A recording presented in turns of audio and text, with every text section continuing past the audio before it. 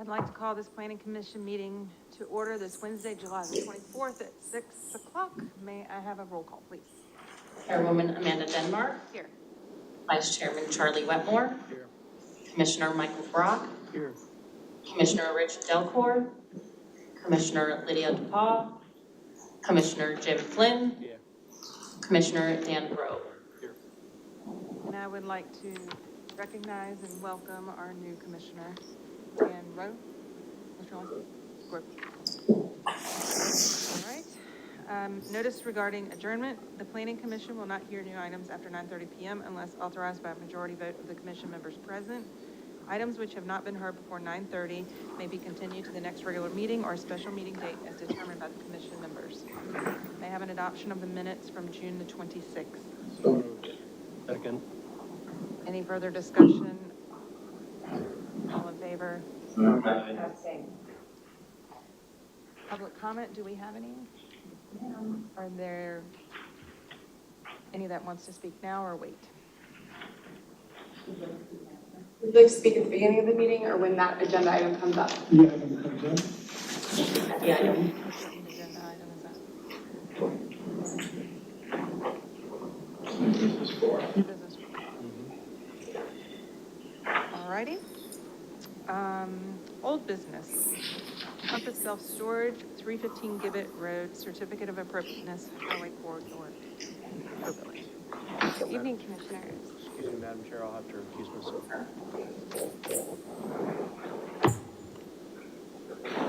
Michael Brock. Good evening, Commissioners. As was indicated, this is a continuation of the item from last month, which is a certificate of appropriateness for the construction of two-story buildings totaling approximately 109,398 square feet of climate-controlled self-storage space, along with the associated landscaping, lighting, and other infrastructure for the parcels. It sits on about 3.21 acres, located within the Jones Estate at the parcel numbers, which are listed in the agenda and the presentation and your staff report, and the packet found online for anyone who doesn't have one in front of them. It is located in the Highway Corridor Overlay District, which is why it is before you tonight, and it is at the northeast corner of Kane Drive and the Estate Drive intersection west of Gibbet Road. It does have frontage on Highway 170. I am flying through this. I am happy to go backwards, stop, rewind, do all of the things. So what I have put in our presentation for tonight is just the revised documents. I know the packet was rather lengthy for this item because I included all of their original submittal documents. Dan, hopefully that helped you get caught up with the agenda item. The items that were of concern primarily were that the bioretention areas had ground cover in them that was not suitable for a bioretention area. Woody species put in those are not helpful when it comes to retaining the water as it goes to those BMPs. So those have been changed. They've changed it to a golden canna, which is basically swamp flower. I call them ditch lilies, but people frown at me when I do that. So it is a native species to South Carolina, so it is a species that will work. The other item that they had for the landscaping was there was trees that were planted in front of these pedestrian exits. So in order for the fire marshal to be happy, those trees needed to be removed in order for those doors to operate. So they have moved the trees away from those pedestrian exits and they have fixed the landscaping plan. The other item that we had concern with was the height of the HVAC units on the roof. They have provided updated details for those. So the carriers are the units that you're seeing at the top of the screen. This is for building A, and then they've included them on a cut through so you can see where they fall in relation to the building parapet. And the same with building B here. So there's the carrier types, the location of those, and the height compared to the parapet. They also provided us a line of sight exhibit, and while the line of sight is not, they're all below parapet height, but it also shows that line of sight as an additional supplement to this. I zoomed in on this next screen so that you can see closer the actual distance from the top of that parapet. So as you run across here, you've got 1 foot 3 3/8 inches. It looks like 5 inches 3/8 right in the middle. This is 1 foot 8 5/8, and then 1 5/8 inch over at the closest side there. And the ones for building B are very similar in those distances. So we've got like a variation between 10 inches and 1 foot 9 inches is the difference between those, with the largest being at 2.5 over here. So these are the updated exhibits that they have provided for us. The review criteria that we use to take a look at the architecture, landscaping, and lighting are found in section 373 of our Unified Development Ordinance. Because this is in the Jones Estate, Article 5 is not applicable except for with the tree standards, which have been met. The Jones Estate Development Agreement and Concept Plan, Master Plan, the Subdivision Plan, and then the Development Plan, which is currently still being reviewed. However, it is waiting for the approval of this so that it can become aligned with it. So it just has a couple outstanding items. The Planning Commission has the authority to approve with conditions, or deny the application if it does not meet those criteria. And town staff has found with the following 3 items being listed as conditions, the conditions of, review criteria of section 317.3 would be met, and recommends approval with the following conditions. The first is that a determination on the appropriateness of LED lights be made. Dan, for your information, this is an item that you will see at every single certificate of appropriateness highway corridor if they are using LED lights. Most of the development agreements did not account for LED lights, and instead of opening up the full development plan and having to make that amendment, which could cause a chain reaction of problems, it's something that the Planning Commission takes a look at just about every single time. Then the second comment is that all Planning Commission and Development Review Committee comments be addressed for the development plan. That technically needs to be approved prior to the certificate of appropriateness. So we're just waiting on those couple little tweaks for that. That will become aligned with the certificate of appropriateness. And then because it is commercial property, a town of Bluffton sign permit would need to be reviewed and approved separately from this. So we just put that in there so that later they have the information and will not come back with while it was shown on the architectural elevations. Do you have any questions for me? Anyone have any for staff? The applicant is here to speak on behalf of the project, if you have any The questions for them. applicant like to speak.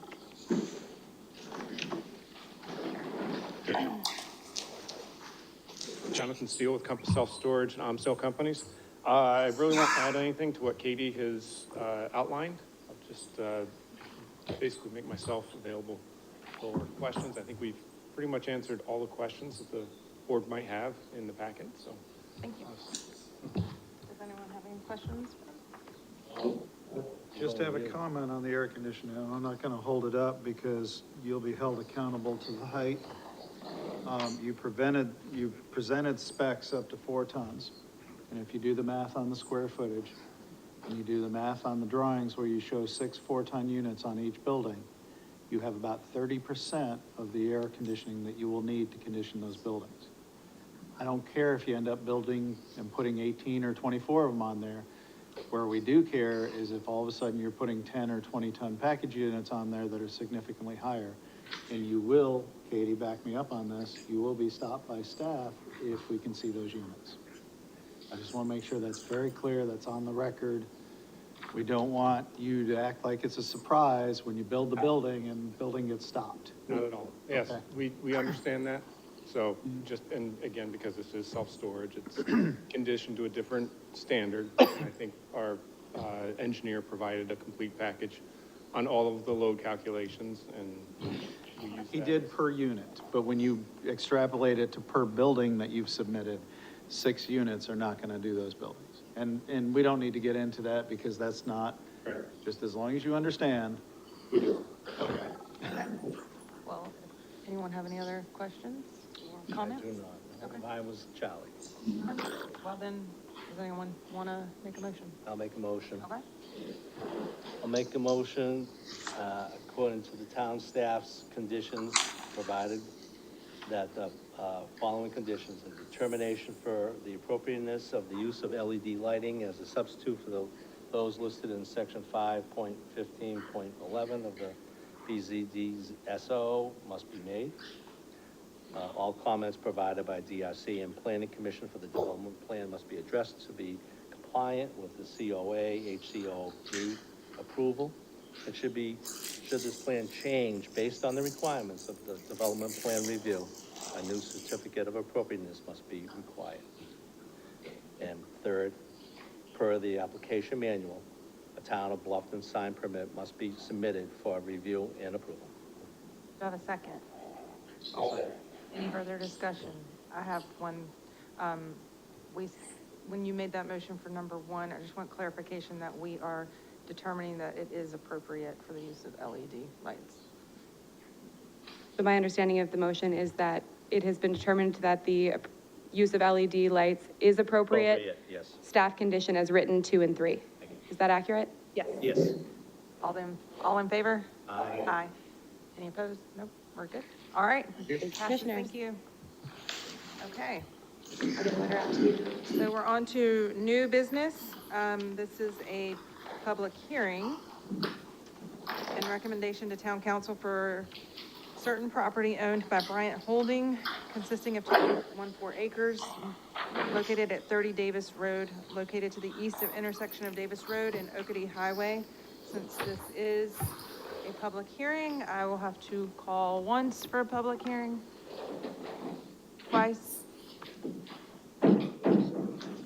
third time for a public hearing. Public hearing's closed. Okay, thank you. This is a consideration and recommendation to town council related to property owned by Bryant Family LLC consisting of 2.14 acres, and it's located at 30 Davis Road. Just as an introduction, March 14, 2024, in accordance with section 53150 of the Code of Laws and the Procedures Manual, Bryant Holding LLC submitted a 100% annexation petition application for one parcel totaling 2.14 acres. Pursuant to the manual, the applicant has requested to rezone the property to the town's residential general zoning. The applicant intends to allow their family to place manufactured homes on the property in an effort to provide an option for affordable housing. On May 14, Town Council voted to accept the annexation petition and forego referring the application to the negotiating committee. So they didn't refer to the negotiating committee, next step being coming to Planning Commission as a workshop. That's what happened on May 22nd, last month's workshop. Two questions came out of that workshop. One was two questions from the commissioners. One was, have any others in the area been approached about annexation, or have there been requests for significant residential development? Staff responded that the applicant only owns the subject property and other owners in the area aware of the opportunity but have not submitted applications. The only other inquiry in the immediate area was interested in multifamily via phone call. This development would require connection to sewer for any new residences. Number two was, can the allowed RDUs, residential dwelling units, be sold or transferred to another property? And staff's response was no, since the residential dwelling units will be a result of by right zoning per the UDO and not like it is within a development agreement. Property contains 2.14 acres. Property contains one manufactured home. Davis Road traverses the site from west to east and also provides access to about 32 other properties. Here is the location of the subject property off Davis Road. It is just east of Oakity Highway and just west of River Ridge Academy. This is the zoning map showing that it's currently zoned T2R in the county. The current zoning T2R provides these permitted uses. T2R zone is intended to preserve the rural character of Beaufort County. It implements the comprehensive plan goals of preserving the rural character of portions of Beaufort County. The proposed zoning would be going to residential general. These are the listed uses. Density would be 4 dwelling units per acre for attached or detached residential. And residential zone is intended to provide for moderate density residential neighborhoods. This district includes a range of dwelling types in an integrated neighborhood setting with other civic and recreational uses.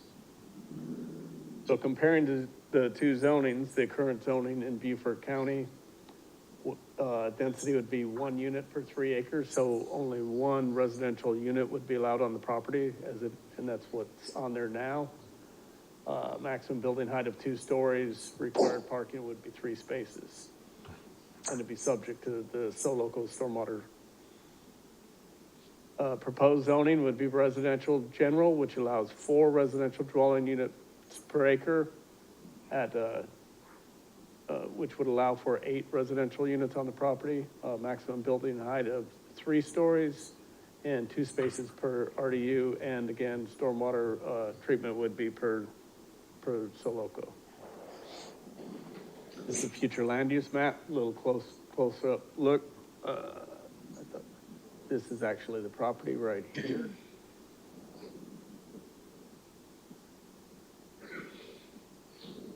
A review process and next steps. On May 14, as I mentioned, town council accepted the position and did not refer to negotiating committee. So negotiating committee is NA. Planning Commission workshop was last month, May 22nd. Planning Commission public hearing and recommendation to town council is tonight. You're making a recommendation to council. You're not approving the request. And then it would go forward to, this is tentative, it'd be August 13th, town council for first reading. And then public hearing, second and final reading would be on October 8th. And please let me know if you have any questions on this project. And I think we have the applicant here. Anyone have any questions for Dan before we move on? Yes, How you sir. doing? Yes, named Johnny Bryant Jr., my son. He's Johnny Bryant Sr., that's what I filled in for. He had to go to an emergency meeting, so that's why I'm stepping in. Any questions about? Anyone have any questions or comments?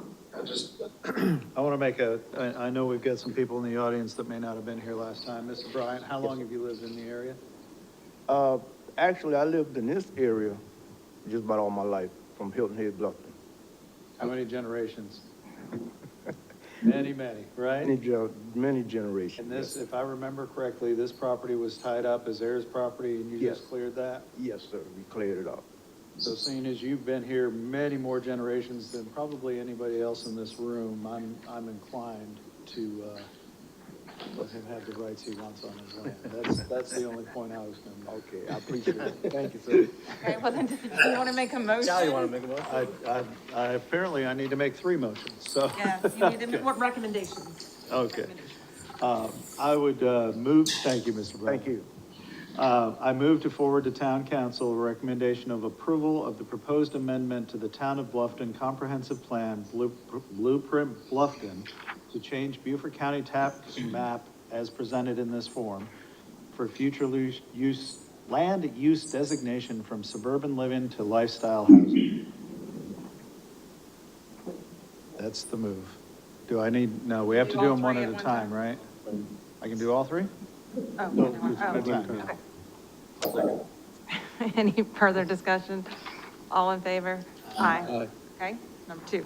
I move to forward to town council a recommendation of approval of the proposed annexation of the Bryant Holdings LLC consisting of 2.14 acres, more or less, located at 30 Davis Road, located to the east of the intersection of Davis Road and Okatee Highway, SC Highway 170, and identified by Beaufort County tax map as presented in this form into the Town of Bluffton corporate limits.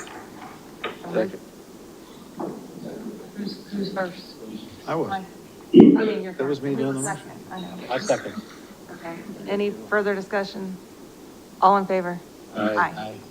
And finally, I move to forward to town council a recommendation of approval of the proposed zoning map amendment for approximately consisting of 2.14 acres more or less, located at 30 Davis Road, located to the east of the intersection of Davis Road and Okatee Highway, SC Highway 170, and identified by Beaufort County tax map as presented here, to rezone said property to the residential general district pursuant to the Unified Development Ordinance. And a second. Any further discussion? All in favor? Aye. Thank you. One more step, sir. All right. New item number 2, Bluffton Community Hospital Development Plan. a request by South of the Broad Healthcare for approval of preliminary development plan. It's crazy. Richardson is recusing. For the record, he's The walking record, away. yeah. He's recusing? Judy. All right, this is a preliminary development plan for Bluffton Community Hospital. It is a request by Russell Baxley of South of Broad Healthcare for approval of a preliminary development plan. And the applicant proposes a 3-story, 91,000 square foot micro hospital with associated parking and infrastructure. The 12.52 acre property is zoned Buckwalter PUD and is located within the South of Broad Healthcare Master Plan at the northwest corner of Bluffton Parkway and Buckwalter Parkway intersection east of Innovation Drive. Here is the location of the subject property. It's right at it is the northwest corner of Buckwalter Parkway and Bluffton Parkway. Here's an aerial. It's just south of Buckwalter Place. The application is for a preliminary development plan and is subject to the standards set forth in the Buckwalter PUD and concept plan and the South of Broad Healthcare Master Plan. You may recall a minor amendment to the master plan came through earlier this year. The applicant proposes access to the site at 2 locations from Bluffton Parkway and from Innovation Drive. A total of 230 on-site parking spaces are required and 231 are provided. Staff comments on the preliminary development plan were reviewed at the June 1 Development Review Committee meeting. The applicant provided a resubmittal, including a response to comments on June 26. Here is the master plan that was recently amended. Just for minor, I think the service yard was widened and a couple of other small items, but not a huge change from what was already approved. This is the site plan, and I can come up a little bit closer. This is the right in, right out off of Bluffton Parkway. This would be the access off of Innovation Drive. This is a proposed helicopter pad. The building is here with parking on both sides. Ambulance parking would be in the back, but this is access to the emergency room would be coming around through here. I should go back real quick. The traffic impact analysis that was submitted with it had a signal warrant analysis. This development would warrant a signal, and it's my understanding that a signalized intersection is currently being designed and coordinated with Beaufort County at this intersection. And that's been in the access management plan all along, to put a signal there. It is. It's been, and what they are recommending is going to be in conformance with the access management plan. Planning Commission shall consider the criteria set forth in section 310.3A of the UDO. These are the criteria. Planning Commission has the authority to approve the application as submitted by the applicant, approve the application with conditions, table the application, or deny the application as submitted by the applicant. Staff finds that the proposed development does not meet the requirements of review criteria 4, and therefore town staff does not recommend approval of the preliminary development plan application as submitted. However, should the Planning Commission choose to approve the application with conditions, town staff finds that the following conditions should be met prior to final development plan approval. Number 1 is prior to development plan approval, coordinate with Beaufort County on the timing of the installation of the traffic light. And number 2 would be per section 310.3A4 of the UDO and the NDRC comments from June 12, 2024. The fire department connection must be relocated, the landscaping obstructing access removed, or a remote fire department connection provided. We put that in there. That's an easy correction. It'll happen at time of final development plan. Can you show us where that is on the map, real quick? I can. I believe I don't have the landscape plan, but there's a fire department. right about here. And when they did the resubmittal, the narrative actually said that it had been relocated, but it wasn't reflected in resubmittal plans. But I don't think that's a problem. The applicant is here to answer. Is that where I'm at with this? Let me see. We have a suggested motion that I can come back to, and I'll open it up for questions. The applicant is here if you have any questions for the applicant. Does anyone have any questions for Dan or? the How applicant? about you? All right, if the applicant would like to speak.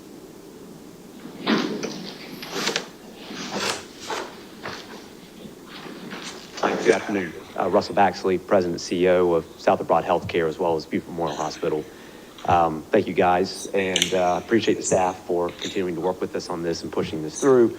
I am here to answer any questions you guys might have of the Bluffton Community Hospital, and I have a whole team sitting behind me as well that can answer the questions that I can't.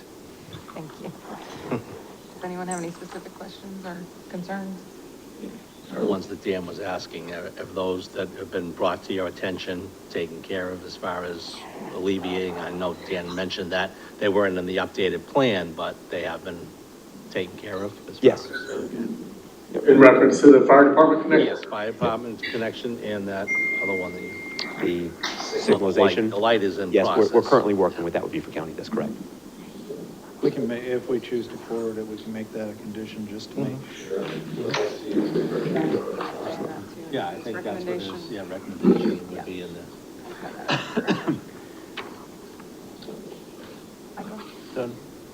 I'm just curious if I remember the history of this right. This was originally a two-story building and we're changing it to a three-story now because of the beds. Is that correct? That you hope to have at some point? Beds that we have to have, expanded services. I mean, we submitted for this in 2019, if you guys recall, and I don't have to tell you, Bluffton has grown exponentially since then and continues to do so. So we're just trying to maximize the capability of this facility. Yeah, we have the same number of hospital beds that we had when I first moved here in '94, so. Okay. Oh, excuse me. Okay. Does anybody have anything else? I'll make a motion. Okay, go ahead. I move to conditionally approve the Bluffton Community Hospital preliminary development plan, subject to the following condition: the traffic signal installation will be included with the final development plan submittal, and the FDC will be relocated, the landscaping obstructing access removed, or a remote FDC provided. A second. Second. Any further discussion? All in favor? Aye.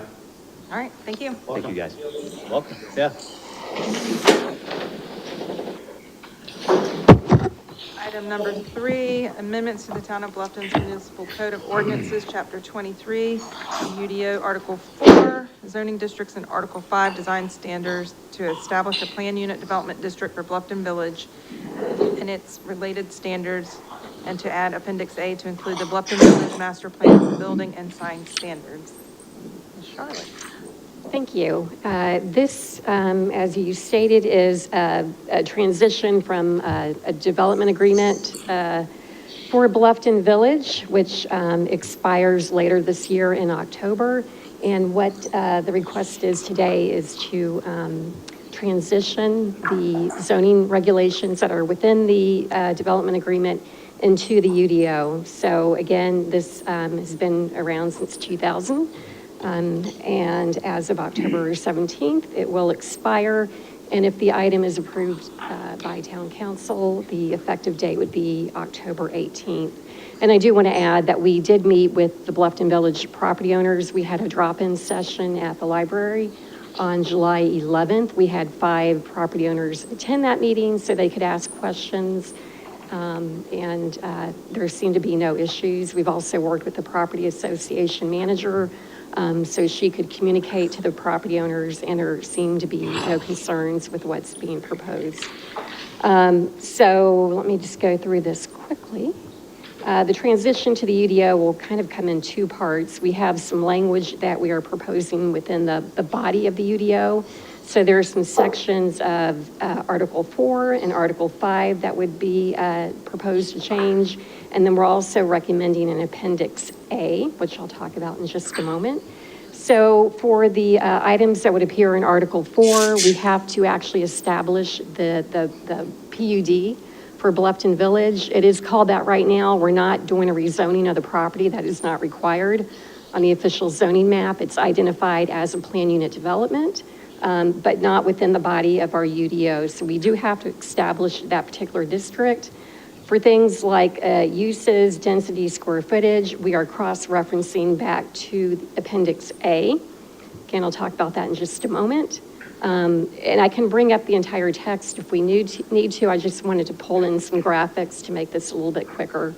So, for example, to establish the uses, we have to add to our use table, create a column for the Bluffton Village PUD, and we're pulling in the uses that they presently are permitted to have. We are not proposing any new ones.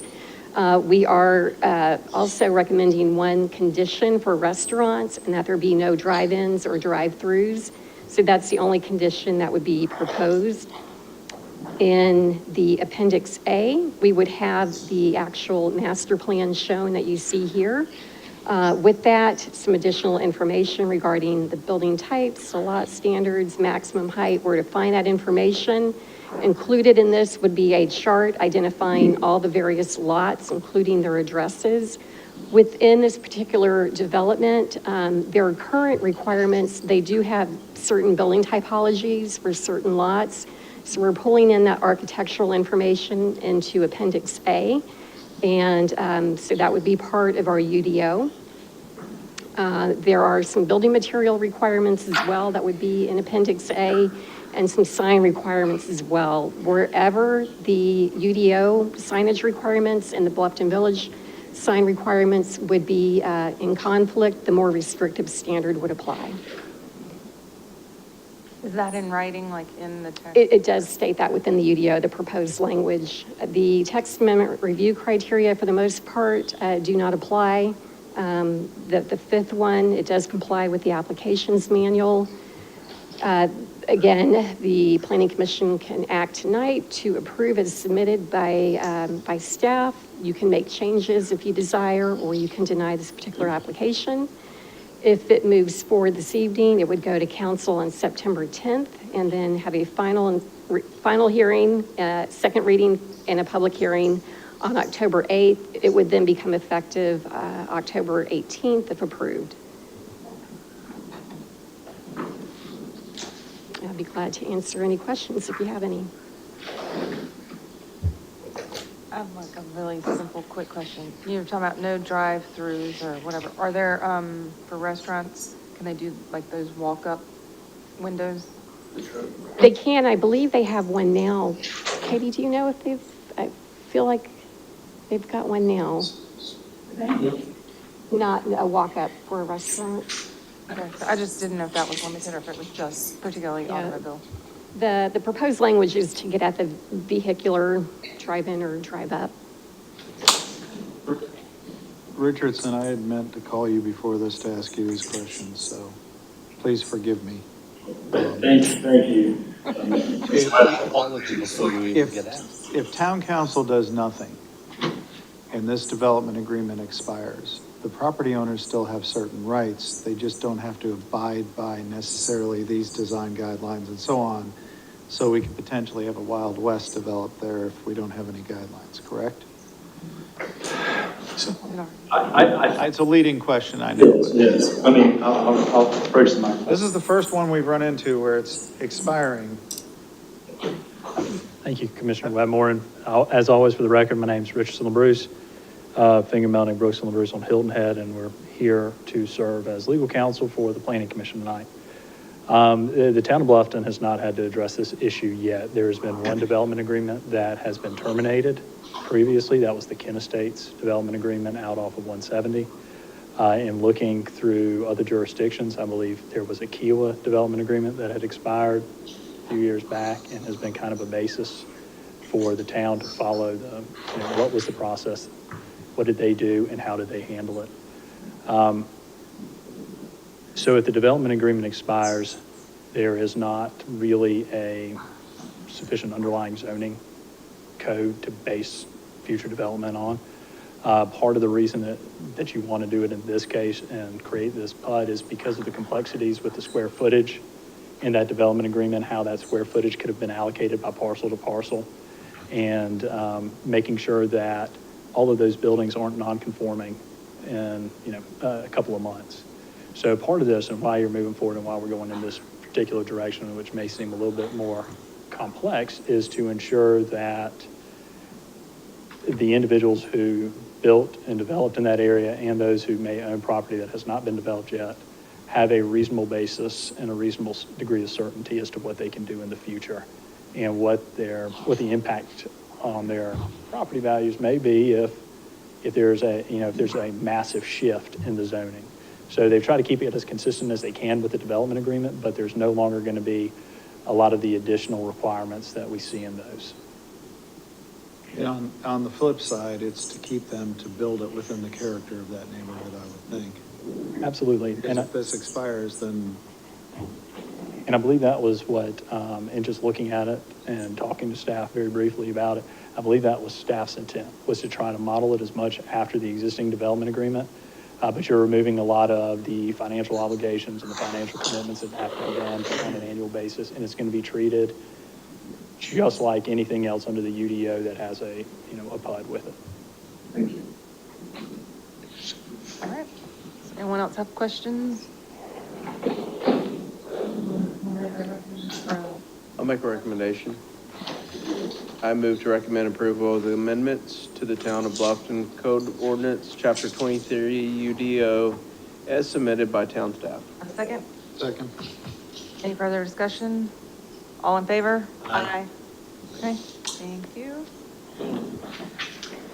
Number 4, public hearing and recommendation related to property commonly referred to as university investments. This is a public hearing, so I'm going to do a call for all 6. Can I do that? Because aren't there like for public hearing? Okay, so calling once for public hearing for all 6. You do have a. Oh, I'm so sorry. So your first call for My public first call for comment. public comment is, yes. Frank Barbieri. We weren't gonna forget you. I had 3 times to go. I haven't gotten there.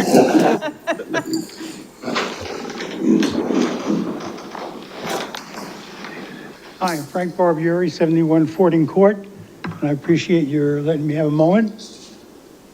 I was here at the first hearing. This applicant brought this up, and it was turned down by the Planning Commission. And after a caustic comment by the people proposing it saying, well, we'll get it taken care of with Beaufort County, obviously that went under, and they're back here now.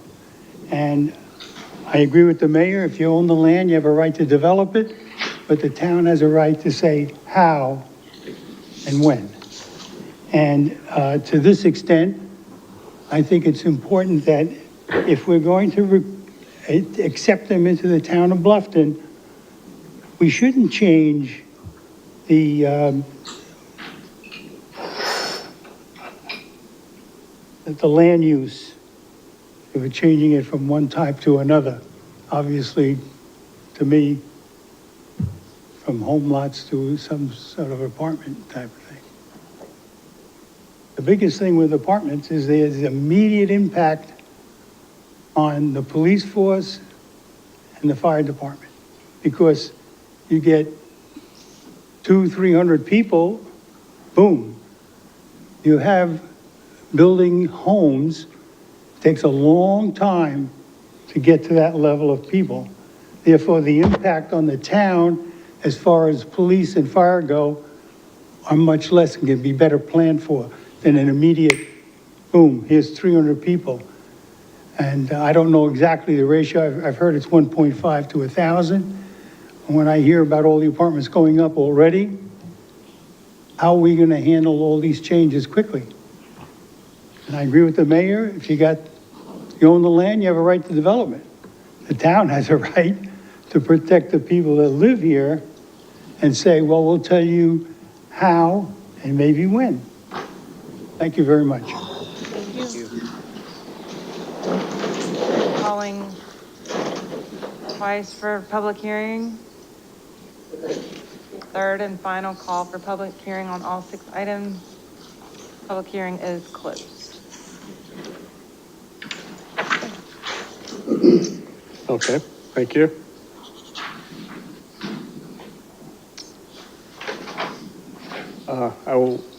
Bit of a complicated presentation, but I got two folks to my left that'll help provide support for me. The wiser folks to my left. Consideration and recommendation to council for concurrent applications related to property commonly referred to University Investments LLC. A total of 65.592 acres, more or less, located at southwest corner Buckwalter Parkway and Lake Point Drive intersection, and to the west of the retreat at Grandy Oaks. This is actually 6 applications coming before you. There's an amendment to the Town of Bluffton comprehensive plan, also known as the Blueprint Bluffton, to amend said property's future land use designation from suburban living to neighborhood center. Second application is text amendment to the Buckwalter PUD to create a new land use tract to be known as the Grandy Oaks Common Land Use Tract. Third application is a 100% annexation request to annex the subject properties into the town limits. Fourth application is zoning map amendment to rezone the subject properties to the Buckwalter PUD district and designate as the Grandy Oaks Common Land Use Tract. Fifth application is to amend the Buckwalter PUD concept plan for the subject properties to add provisions, including but not limited to their incorporation into the Buckwalter PUD district, designation as the Grandy Oaks Common Land Use Tract, and adding 32 acres of general commercial development rights. The final application associated with this is an amendment to the Buckwalter PUD development agreement for the subject properties to add provisions, including but not limited to their incorporation into the Buckwalter PUD designation as the Grandy Oaks Common Land Use Tract, and add 32 acres of general commercial development rights. And if I understand it, this is the order in which it will need to be approved if, or motions made. Let me jump right down. Annexation petition the property owners, University Investments LLC and Grandy Oaks 2 LLC, submitted a 100% annexation petition application for 2 parcels totaling 65.92 acres. On December 12th, Town Council voted to accept the annexation petition and forego referring the application to the negotiating committee, similar to the Bryant annexation we just heard. The additional concurrent applications that go with it, I have just listed. So last month, May 22nd, 2024, Planning Commission held a workshop on these 6 applications. Well, it's actually the required workshop had to do with the annexation, the zoning map amendment, and the comprehensive plan amendment, but we also discussed the 3 additional applications, which are zoning map text amendment, PUD concept plan amendment, and the development agreement. And as a result of the workshop, staff forwarded a list of items discussed at the workshop to the applicant, and the applicant replied via letter and resubmittals, that's easy to touch, and resubmittals for the application materials, and the responses are provided in the following slides. There were map edits to the concept plan. I won't list those. It was just the concept plan was edited based upon comments received. Let me make sure, because these look the same. It's moving on its own, so bear with me. All right.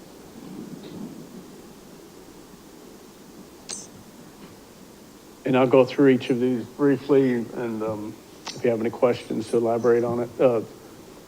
So this has to do with development agreement and concept plan language revisions. There's about 5 slides associated with this. The new general commercial development rights allocated to Grandy Oaks land use tract may not be transferred to any other piece, parcel, or tract of land within Buckwalter tract or otherwise.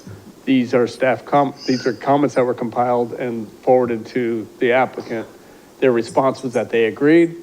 And so staff's response to that is that language needs to be incorporated into section 3II of the 13th Amendment document regarding the 32 acres of general commercial needs to be expanded to identify these acres as an increase of 32 acres. general commercial development rights. So that increases the overall total of the pot. Okay. And we can return to each one of these if we need to. Of the REDs which are transferred into the Grandy Oaks land use tract, a minimum of 20% will be restricted to use as affordable housing pursuant to the language of the UDO Article 6. Response was Buckwalter PUD and its existing density are not subject to any affordable housing mandates if our current DA and PUD development agreement and planned unit development amendment submittal were asking that additional residential density be added to existing PUD density, then we could be subject to the town's affordable housing rules for any added density. We propose no new density and no affordable housing component. Our current submittal simply allows this potential mixed use to be considered in future by all parties. And staff's note is the inclusion of this requirement was discussed at the workshop and was noted to the applicant.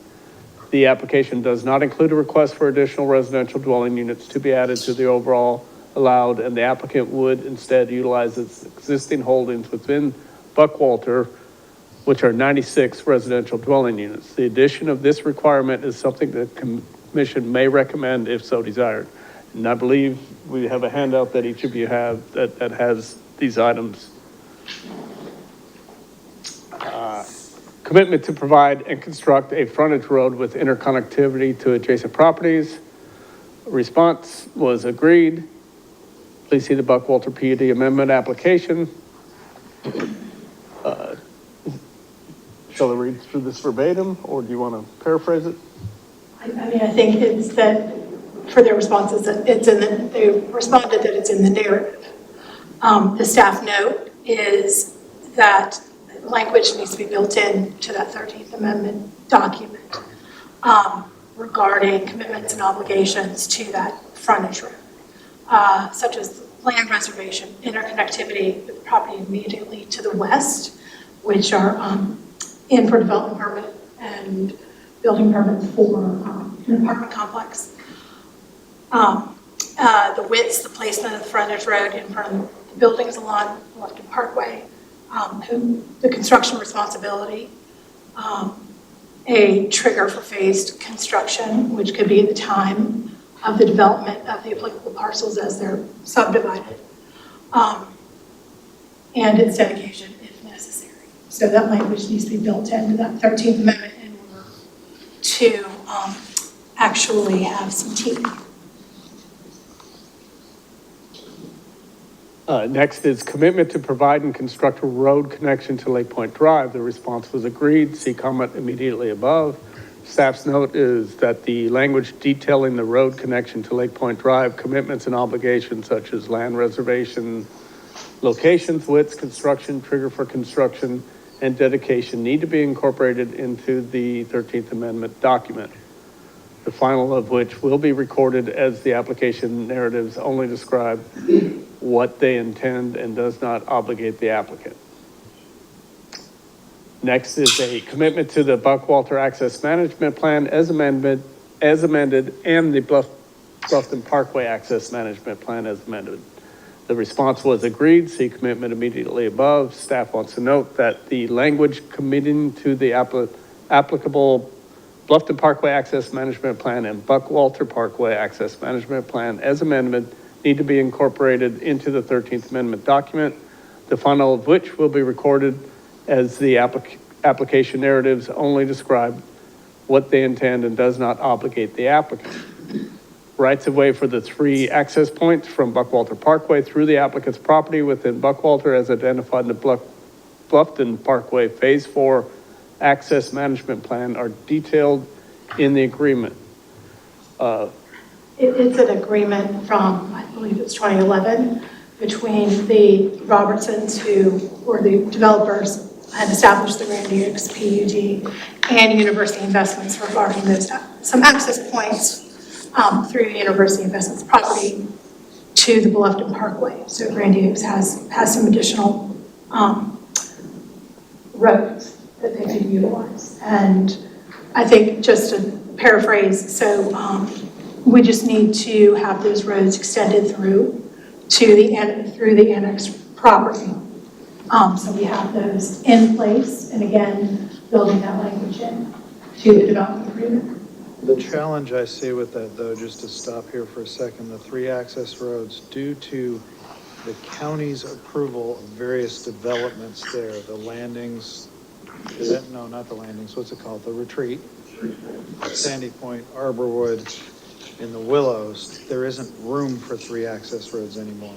There's room for 2. There's room for one going smack through the middle of the landings, which isn't fair to them if it's not gated. Pull up a map. And there's room for one up on Lake Point Drive closer to the end. If you see all the houses on the bottom, where that red dotted line is going up and down is where the retreat is now. And so the only real place for an ungated, see, there's no room on that side where you're pointing the arrow down. It's all been, with the Willows, the county didn't look out for that road and allowed that development within the county, not within the town. And like I said, every other one up to Arborwood along the north side of there has done the same thing. So we need, and I know we'll get to this point in the conversation, but we need to at least protect the one ungated road that can be built towards the end of Lake Point and Buckwalter to go up to Bluffton Parkway. But if we put language in about 3 connector roads when we can't physically require 3 connector roads, that's not fair to us or the developer. I know it was in the language brief. It's just. And those adjustments can be made, and we could be part of the motion if, however, you deem. I think we can require 2, and one, I would make the case should be gated for the sanity of the people that live there, so they don't have hundreds of cars cutting through on a private road. But we still need to have that other one as a requirement of this. I just don't know where the 3rd would go that was originally referenced to. That's all.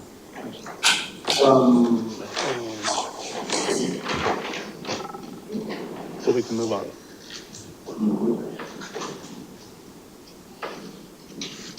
Additional items for consideration. Staff proposes the following revisions for Planning Commission's consideration.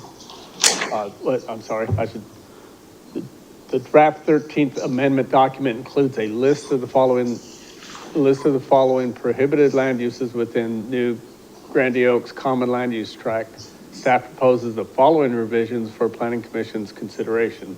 One would be remove tree farm timber area or forest management area, as a South Carolina Code of Laws permits forestry and silviculture throughout the state without restriction. This is putting permitted uses back into the list of uses, correct? The first one is. Second is add outdoor to go-kart racing facilities so that they would be restricted, but indoor go-kart racing facilities would not. 3 would be remove wastewater sewage facilities, as pump stations would fall within this land use, which are regularly required for new development. Additional items for consideration. Bluffton Parkway Phase 5B right-of-way donation. The Buckwalter Development Agreement and Concept Plan executed February 25, 2008 provides for the following. Upon final determination of the route of 5B of the Bluffton Parkway, University Investments will enter into a good faith of negotiations with the town of Bluffton and Beaufort County regarding compensation for the 5B right-of-way. It is understood and agreed that if the final routing of 5B of the Bluffton Parkway is acceptable to the town, county, and affected property owners, the right-of-way will be donated. Realignment of Bluffton Parkway 5B Buckwalter Parkway intersection was approved by the town and county in the fall of 2013 and supported by adjacent property owners, Douglas and Llewellyn Robertson, initial developer of the Grandy Oaks PUD, after lengthy negotiations resulting in a formal agreement, Phase 5B right-of-way donation. With the alignment approved, a plat of the Bluffton Parkway 5B right-of-way was prepared with input of University Investments LLC.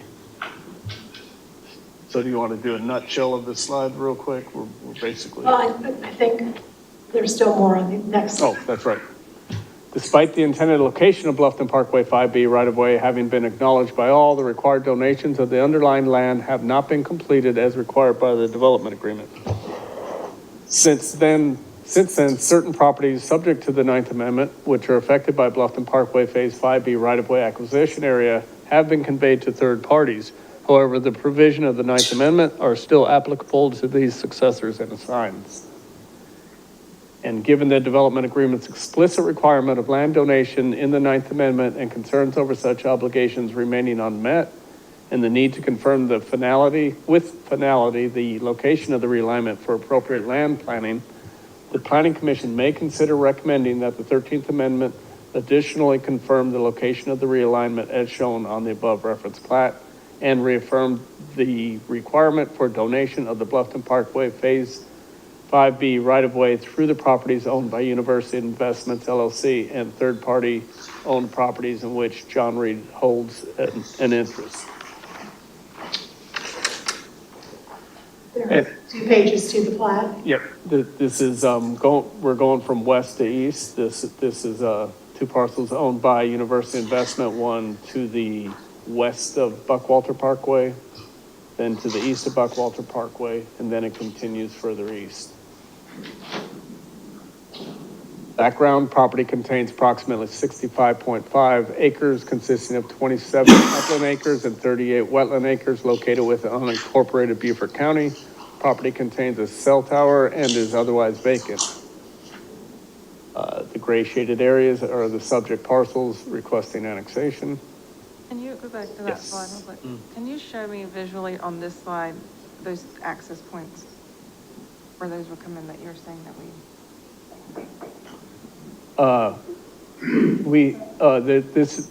This is the L entrance, the L apartments that are being constructed. Yep. This access point here, we have apartments being built right here, multifamily Parkway apartments. So we have this, we have Innovation Drive. This is property that is owned by the town. And then, what else are we showing? Sure, to the, it's in the middle there somewhere. Are you? I'm just trying to understand his comment about, Beaufort County and. Well, you want me to go back to the, go ahead. I was just going to point out that the other, right-of-way the other access point would be in this general vicinity.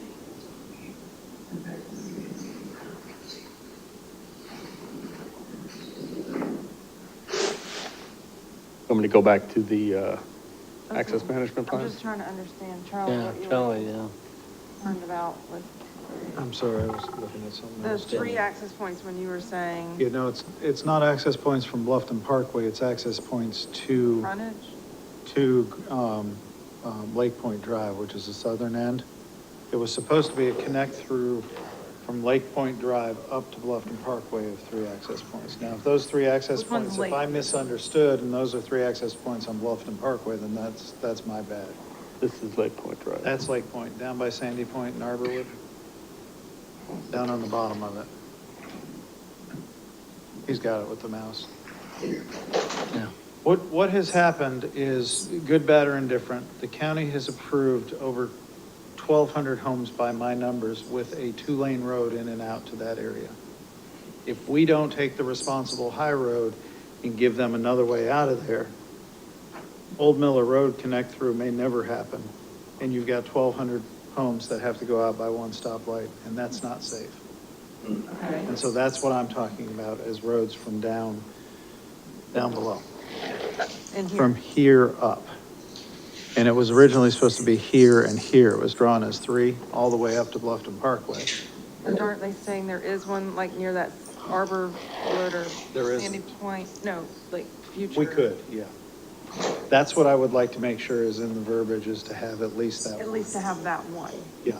Originally, it was 3 from Bluffton Parkway to Lake Point. You don't say no, In the access plan. And now, because of what's And been Lake Point is approved, which one's Lake Point? this one. That's Lake Point. There's the Parkers on Buckwalter and comes in, yeah. So as long as we have the one access from Lake Point to That gives future- them something, that doubles their access. Right, that's what we're doing. No, I know they're only going out there. I was just trying to understand the three.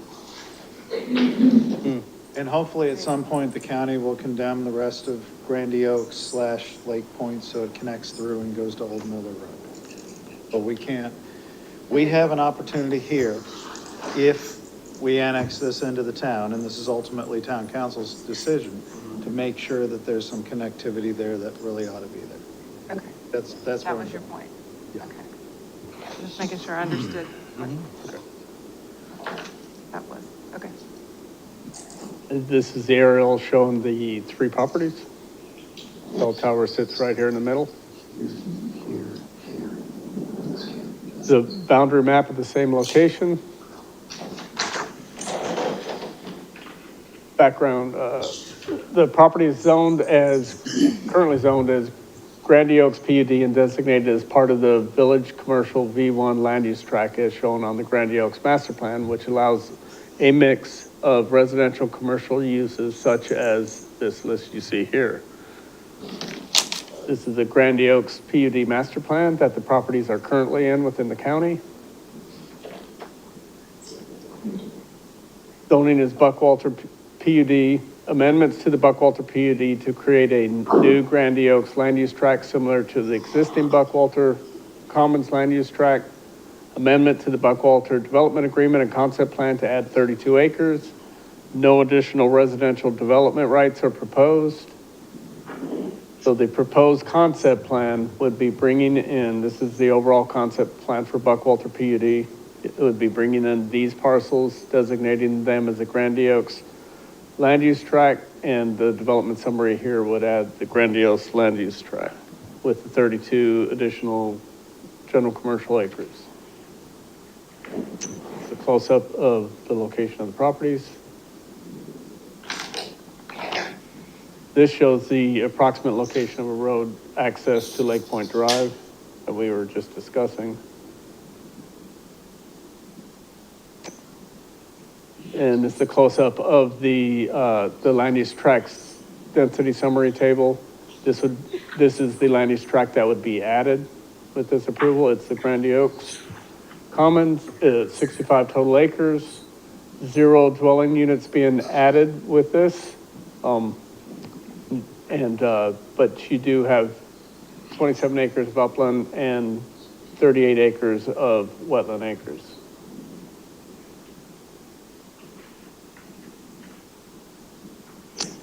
Review process and next steps. Town council, it was taken on December 12th of last year. They accepted the annexation petition, didn't refer it to the negotiating committee. Last month was the planning commission workshop. Planning commission, tonight is the planning commission public hearing and recommendation to council. Going forward tentatively would be the August 13th town council meeting for first reading of the ordinance, and then October 8th would be the public hearing, ordinance, second reading, second and final reading.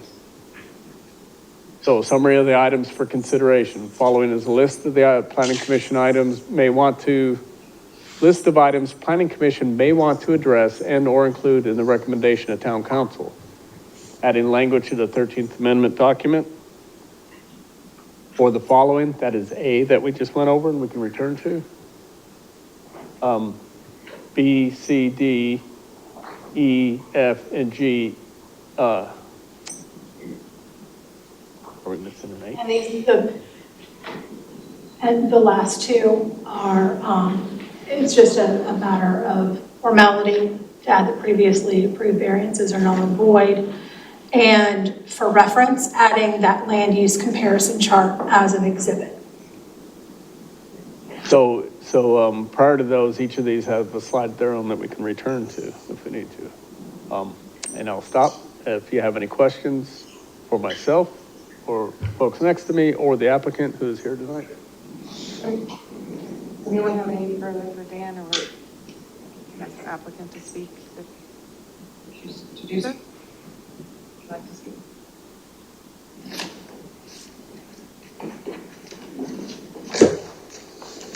Good evening, Madam There's Chairman. Anything that we've said or questioned and you want to give clarification, please let us know. Yes, I'm Nathan Long with Thomas and Hutton. I'm here with the applicant, Jake Reed with University Investments. There was a lot unpacked there, so I would like to kind of go back and kind of go through each of those slowly if we can. Let's see, page up probably works. Okay, let me get back to, the first thing I wanted to clarify is on, yes, this map, you can see it here, but that Village Park development, when they developed that, that road was stubbed out and planned there. Like, none of these aerials are recent. I mean, if you ride out there, there's actually a road stubbed out and it directly aligns with Innovation Drive. But that property is located in the county. Obviously, this line, what we're talking about today, is annexing some of that property south of that line into the town. So with that being in the county, I do think at one point it was on last year's CIP plan with the county, that potential connection, but it was not enforced by the county to be done by Village Park when they got that development approved in the county. University Investments is more than willing to allow that Innovation Drive to be constructed to that location of the access point that's there. That's not an issue. We agree that connectivity needs to be made there. Nathan Town's property, so it's. The challenge. Yeah, the there- town owns Innovation Drive, yes. Right. The challenge there, if you drop Innovation straight down, you're dropping it into the retreat. The retreat is a development of houses that was approved by the county that has private roads. That creates another challenge. What makes more sense at this point in time, based on what was done in the county, is to take that road and curve it around and bring it down to Lake Point so that there is a non-restricted access. So we also had plans to make another connection through to Lake Point. Well, and that may just end up being a one-way gated one where Innovation goes through. So those are private roads? Yes. Yes. And I feel for the 60 or 70 homes that people bought on what they didn't realize was going to be theoretically a pop-through road. And I I mean, don't know about you, Right. but if I lived on that road and I'm paying for that road maintenance, and now all of a sudden everybody from those other neighborhoods is cutting through in front of my house, I'm not happy. We have shown that connection through to Oh, it's been there since I Lake was on Point council back in. no, I mean, the new one that you're referring to. Oh, okay. It's kind of over on the east side there through this piece. Because you can see all these are wetlands and there's arbor wood, like you mentioned before. That's our last hope, in my opinion. and Other entities didn't make it happen. So between us, it needs to happen if this moves forward. Okay. Let's go back through, let's see. So this one was obviously, we agreed to that in the comment response that the 32 acres would not move. Frontage road. We totally agree there should be connectivity through there. And Bree, I didn't know what you were referring to there when you mentioned the agreement. Is that the agreement that was on the west side, like over in Hampton Lake, that talked about the frontage road interconnectivity through, like the 9th Amendment to the development agreement? Well, for a frontage road, I mean, the Buffalo Development Agreement includes language about connectivity throughout. And I think one of the items that was identified was a commitment to that interconnectivity and to the frontage road. Okay. Yeah, and again, we can talk through what that language looks like. But there's previous agreements, I think it was the 9th Amendment over just west of here that discussed the same frontage road that's been shown on that access management plan since 2007. So we would agree to that. We just need to craft the language that is consistent with some of the previously approved amendments to the Buckwalter. We're fine to add that. Let's see, we just talked about Lake Point Drive.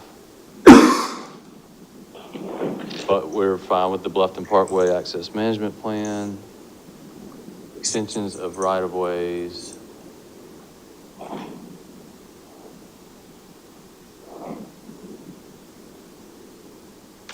I think that's the same thing we just talked about as well, right, to Lake Point Drive? Item E?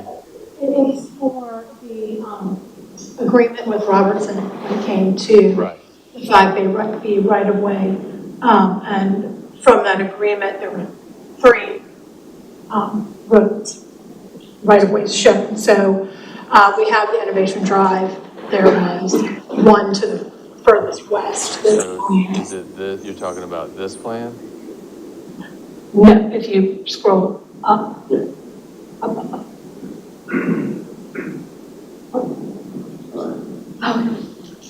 Up. There we go. And that's from that agreement. Now, was this agreement was, Between the town, University Investments, and the Robertsons. okay. And it's where, Well, if there's an existing agreement, we're happy to, but we met with the town staff and discussed the Bluffton Parkway right away. Is 5B going to happen? Is it not going to happen? Because as a developer, they have to develop their property, and currently there's no funding. I think everyone's heard that conversation. And University Investments has always said, if that right-of-way is going to happen and they want that to happen, they will dedicate the right-of-way. So if that's what we're saying, we're in total agreement.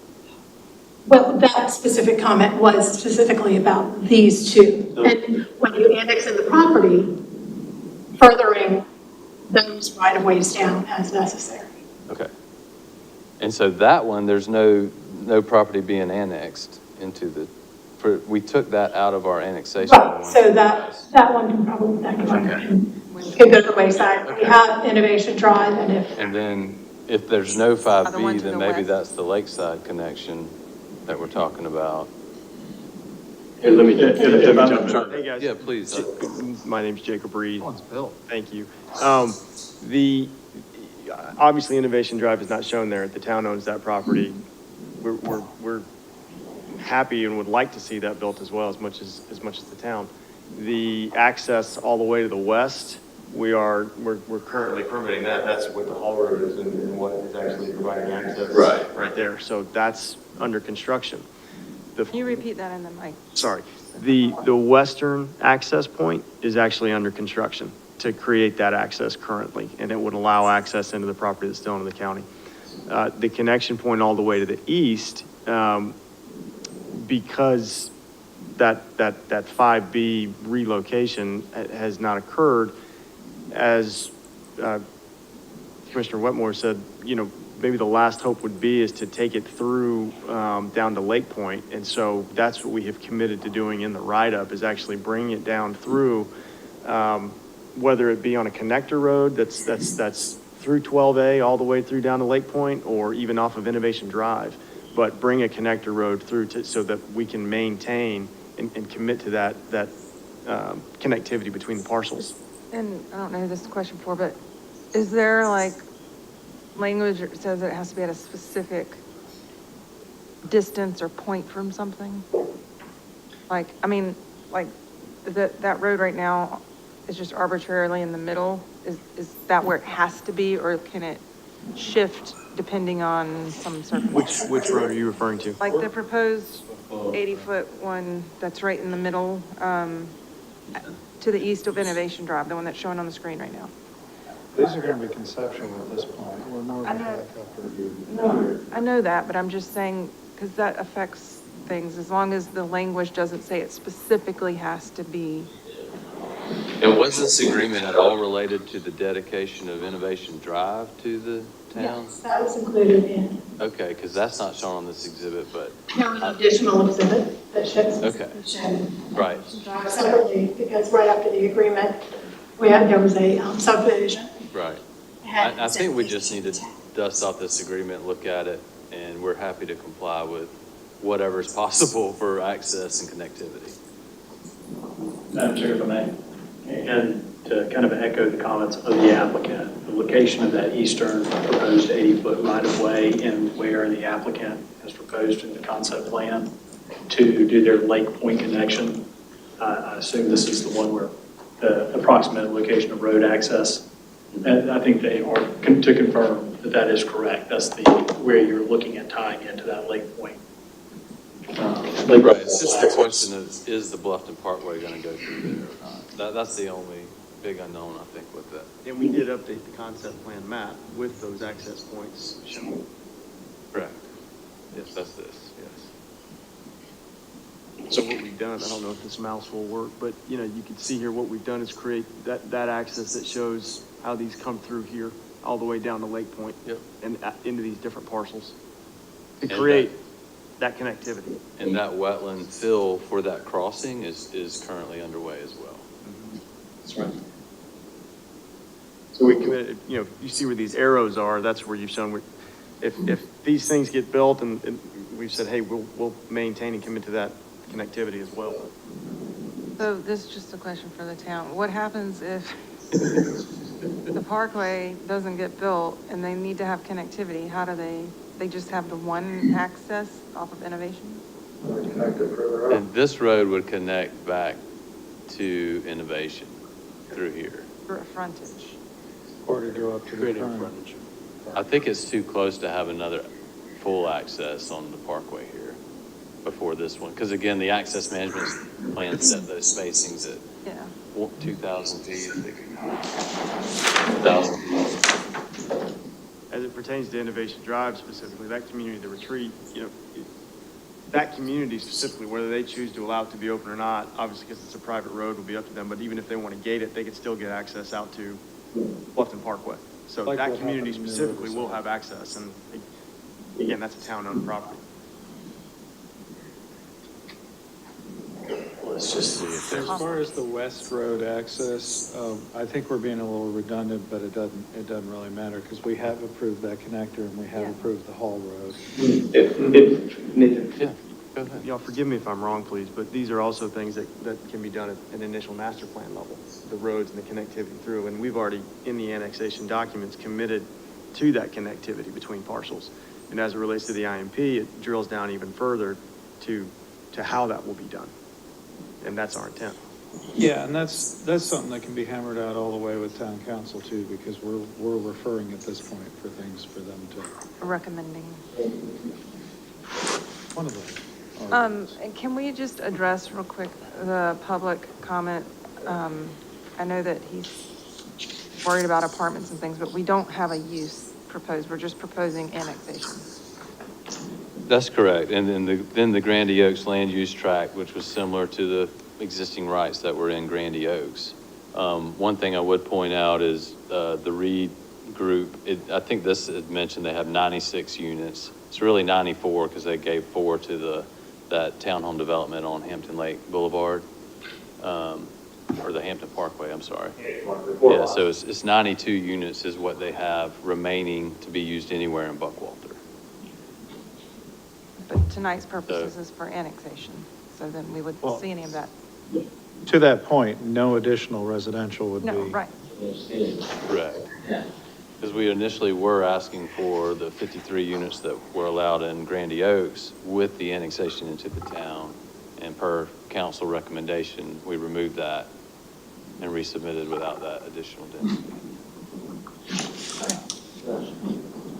Madam Chair, may I, and I apologize to this, a lot of the applicants doing their presentation, but I hope maybe that I can kind of direct some focus and also address some of the issues that seem to be outstanding, and just from a high level to kind of explain what's going on, because I do know we have a new member of the commission, and this is about as tough of an application as you're going to see.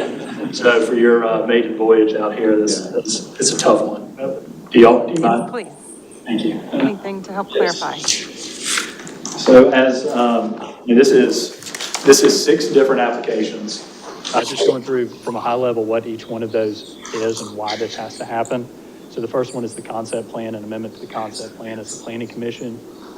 Y'all control the concept, the concept plan for, not concept plan, comprehensive plan for the town of Bluffton. And that's to give a general framework of how the entirety of the town should develop, from where your density should be focused and where your commercial corridor should be, and a general idea of where your development needs to be headed. And is reviewed by y'all every 10 years and every 5 years. as part of a process and has all these different elements from affordable housing to transportation. And it's just, again, helps guide you with your decision-making on more particular zoning matters. The second one is the annexation request. So these properties are in unincorporated Beaufort County right now. They want to bring them into the town of Bluffton. Under South Carolina law, if the owner of the property approaches the town about annexing in, it doesn't have to go through a lot of the complicated procedures where you see with, contested annexation or, 25% owners. So this is a 100% owner annexation they've requested, and you'll have to review that application and make a recommendation to town council as to whether you believe this property should be annexed into the town. So the next thing would be a text amendment to what's called the Buckwalter Planned Unit Development to create a new land use tract. Throughout the Buckwalter PUD, there are various land use tracts from Buckwalter Commons to I think a handful of others. But instead of creating, a new PUD, what they're wanting to do and what they've requested is create a new land use tract that allows a series of different potential uses for the property. Those include residential, they include commercial, they include some minimal industrial, I think, from what I saw, but very, very minimal from an industrial standpoint. But it's mostly commercial, mixed use, residential. As part of that, they are not requesting any additional units be brought into the town.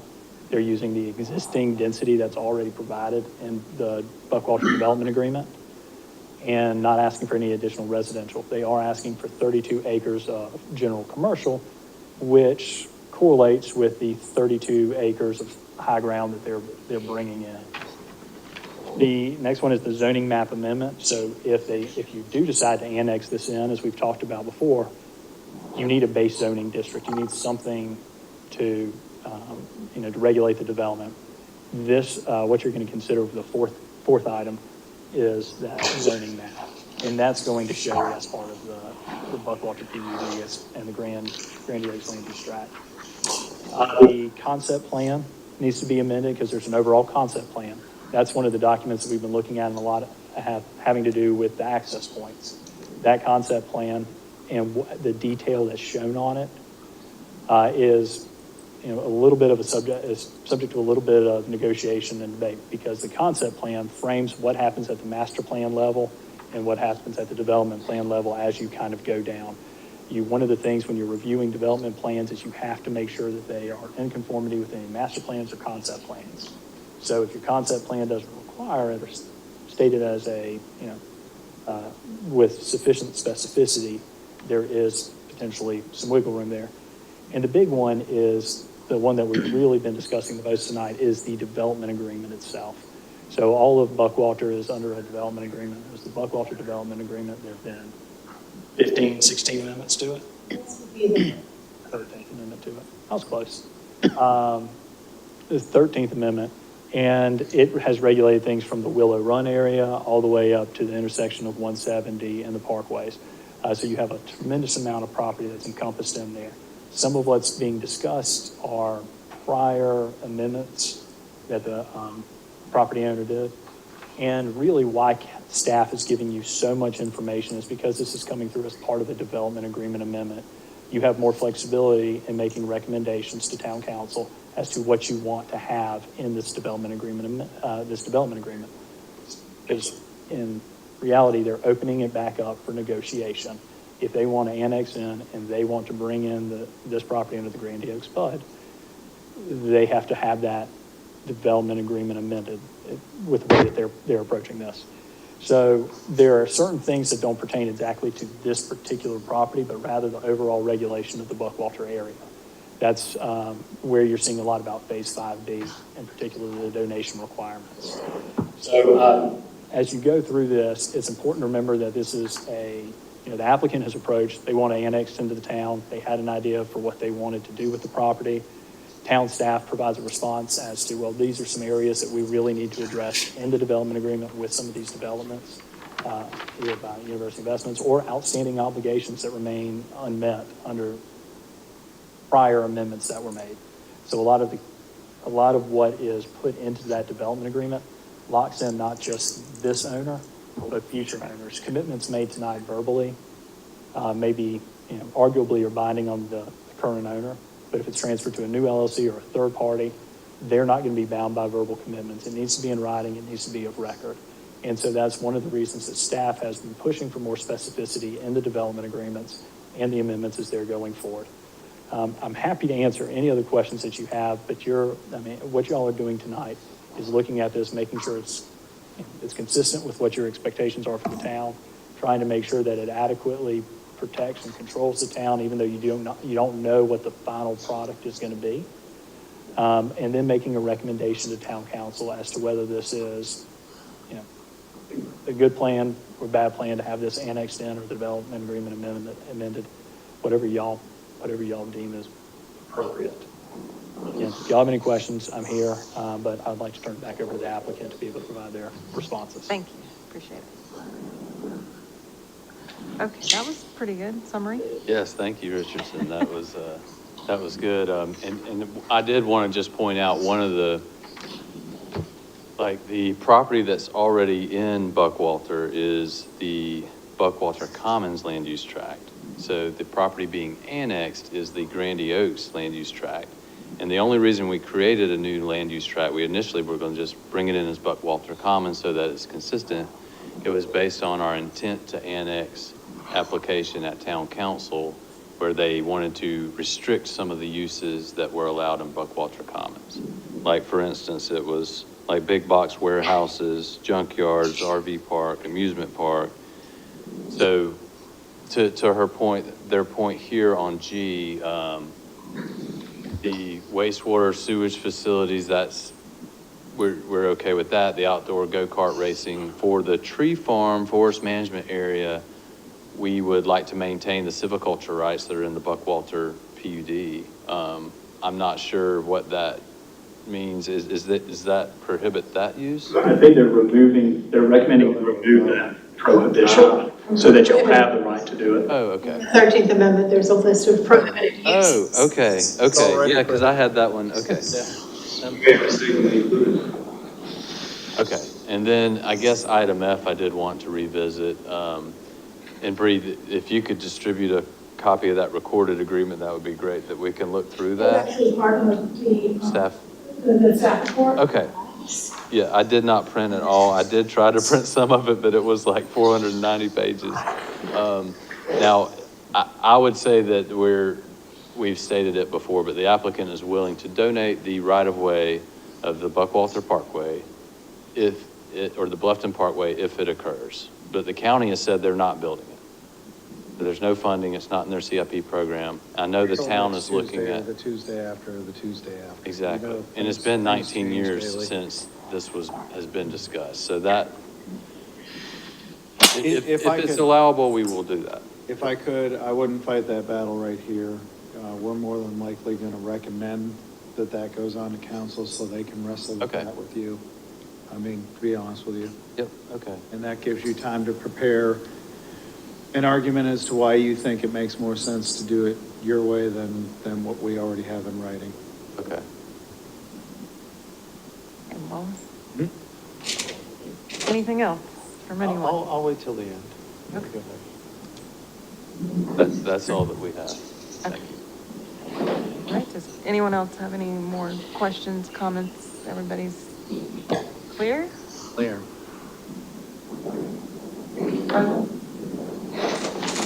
Clear. Did you want to bring something up? I'd like to make a couple of comments, Go ahead. okay? My philosophy is we feel that we can, if we feel that we can have input and control on having a responsible development without increasing residential density and with decreasing density, whether it's residential or commercial, I always feel that that's a better choice. And I look at Grandy Oaks, and there's no way around it. I'm gonna pick on the county for this. Because this development agreement, and it's why I was distracted for a minute, the Grandy Oaks development agreement was in 1998. It speaks to taking Lake Point Drive through to Old Miller Road. It speaks to properly building access roads. It speaks to a number of different things that never happened. My fear is, no, my encouragement is if we can properly annex this into the town, we can work with the developer to make sure proper things happen. Like the access road we talked about before, like not putting any additional residential in. The Grandy Oaks still has some residential tied into it, and just so we as planning commission hear this, the original Grandy Oaks development allowed for 122 acres of commercial. This is gonna be 32 acres. Now granted, it's the high ground of what they're talking about putting in, but at one point in time, they could add 122. We're reducing that to 32 in this agreement. So to me, it's reduced density, we can increase connectivity. We're not, 96 units is not enough to build another apartment complex. 92. It could be enough to do mixed use, townhomes above commercial, it could be something like that, but it won't be another, it could be smaller single-family homes at some part. I'm comfortable with that. I don't know how the rest of the commission feels. What I'm not comfortable with is the track record of this property that was outside of the town. So that's all I wanted to say on that.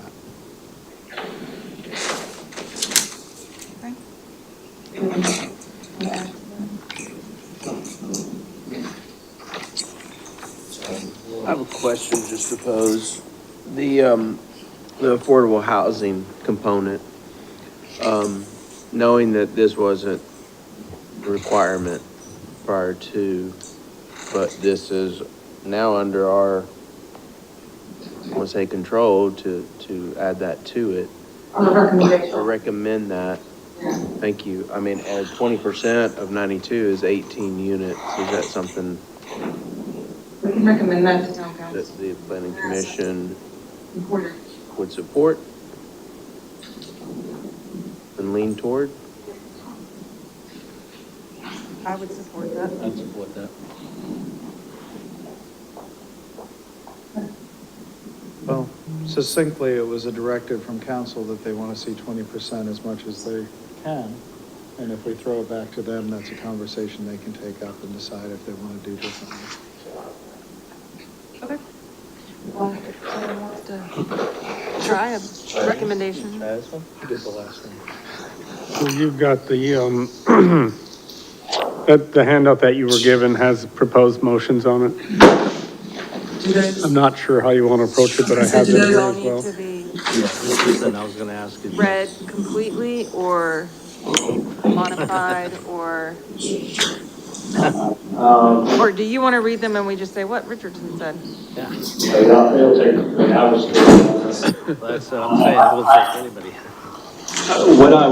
What I'd like to do, if possible, Madam Chair, is just briefly, the lengthy ones are the last two, I think, motions, the development agreement and the concept plan. I think from listening to the applicant today and from staff, there are really only 4 of them that even the applicant Express any sort of concern or hesitation about. The other ones they agreed to in writing or provided assurances. Those were the ones detailing the frontage road and interconnectivity commitments for land reservation and frontage road along the Bluffton Parkway. That's subsection D on your proposed development agreement amendment motion. So we get subsection D, subsection E, incorporation of language detailing the roadway connection to Lake Point Drive commitments and obligations. I think that's one where the applicant has just expressed, they need a little bit more time to understand exactly what it is that the town's looking for, look at the old documents and be able to review that. But it seems like the Planning Commission is inclined to include that as a condition. Incorporation of the language committing the extension of rights for the 3 access points from the Bluffton Parkway to the new northern boundary of Grandy Oaks. That's again subsection G. That's another one where it sounds like, I just want to make sure, it sounds like the commission was supportive of that. But another one where the applicant has just expressed they need a little bit more time to ensure that that's appropriate for them. And then finally, the incorporation of the language regarding the 5D donations.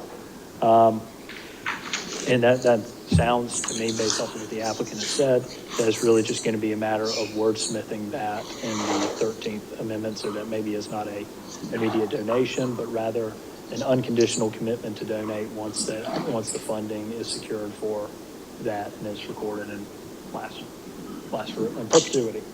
And then we don't have anything, I don't think, in the suggested motion about the 20%. Right. That will need to be added. My recommendation is, since there aren't going to be very many modifications to this,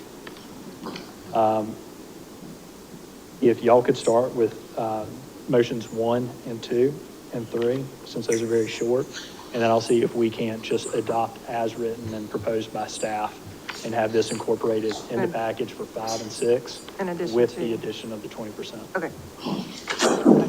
All right, so do you want to take a stab? Take a stab. Deep breath. I move forward to town council a recommendation of approval of the proposed amendment of the Town of Bluffton Comprehensive Plan Blueprint Bluffton to change Beaufort County tax maps and future land use designation from civic to institutional to medium-density commercial. Are these, Second. so these are all independent. Independent. Any further discussion? All in favor? Aye. Any opposed? Okay. Number 2.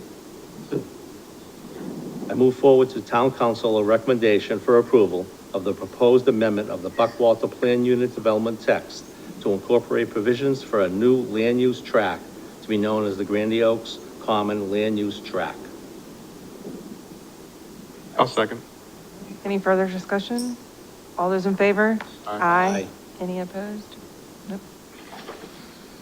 Number 3. I move forward to town council a recommendation of approval of the proposed annexation of Grandy Oaks property consisting of 65.592 acres, more or less, located on the southwest corner of Buckwalter Parkway and Lake Point Drive intersection to the west of the retreat at Grandy Oaks, and bearing Beaufort tax maps portion and to the town of Bluffton's corporate limits. Second. Second. Any further discussion? All those in favor? Aye. No opposed? Number 4. I move forward to town council a recommendation of approval of the proposed zoning map amendment of approximately 65.592 acres, more or less, located at the southwest corner of Buckwalter Parkway, Lake Point Drive intersection, and to the west of Retreat, Grandy Oaks, bearing Beaufort tax maps as planned unit development, Buckwalter Plan Unit Development. Second. Second. Any further discussion? All those in favor? Aye. No opposed? Number 5. Marvelous job so far on that. For this 5th one, as y'all can see, it is lengthy, and just for convenience. My recommendation, my recommended motion would be, I move to forward town council a recommendation of approval with conditions of the proposed an amendment of the proposed amendment to the Buckwalter Development Agreement with the conditions as set forth in the staff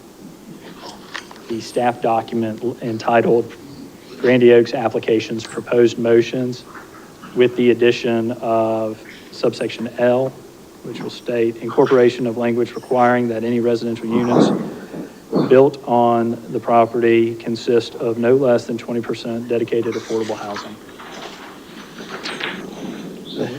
So moved. So moved. Second. Any further discussion? All those in favor? Aye. No And opposed? then you've got one more. That was fine. This is going to be the exact same motion for the most part.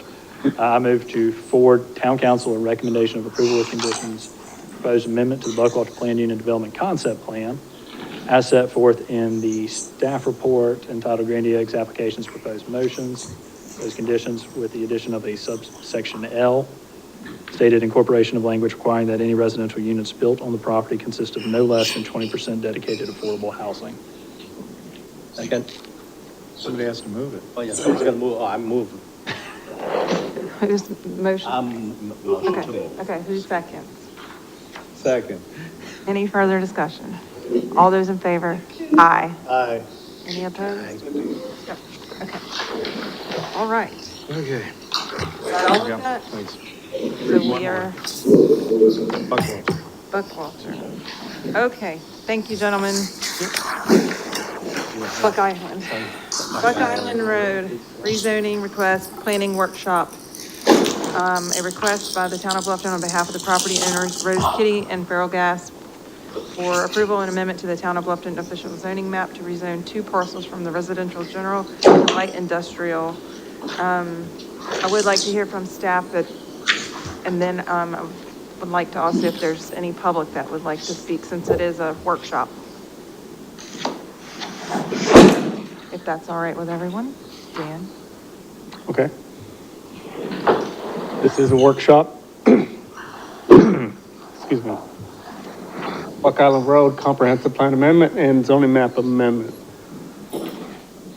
This is not an action item. This is referencing the requirement in our UDO for a planning commission workshop for certain applications, including this one.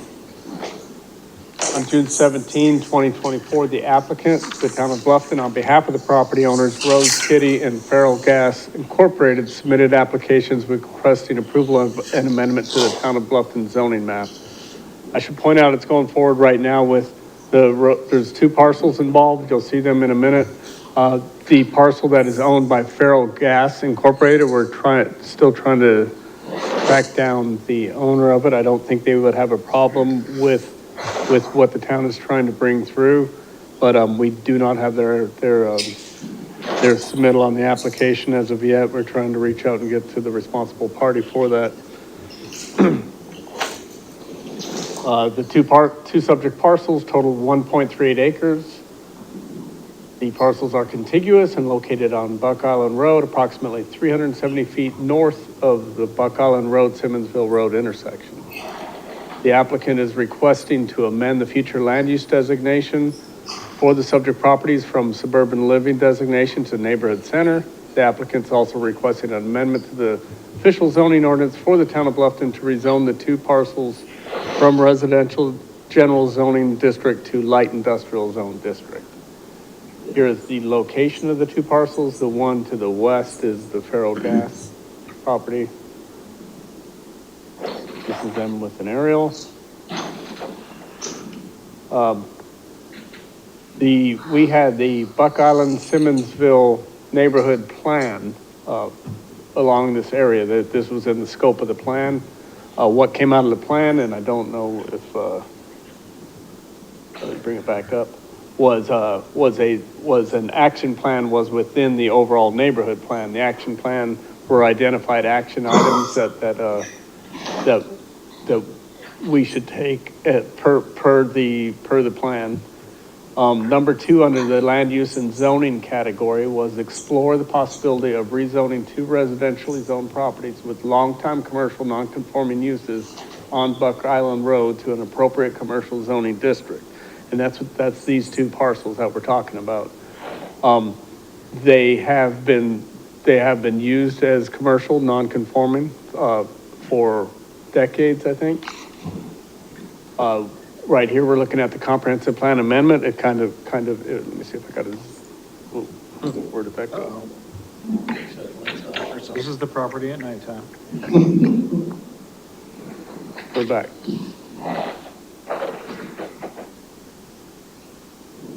This is identifying, as you can see, that they're surrounded to the south and to the east with neighborhood center as the future land use designation, but they are identified as suburban living land use designation. So the comprehensive plan amendment is requesting that they be redesignated from suburban living future land use to neighborhood center.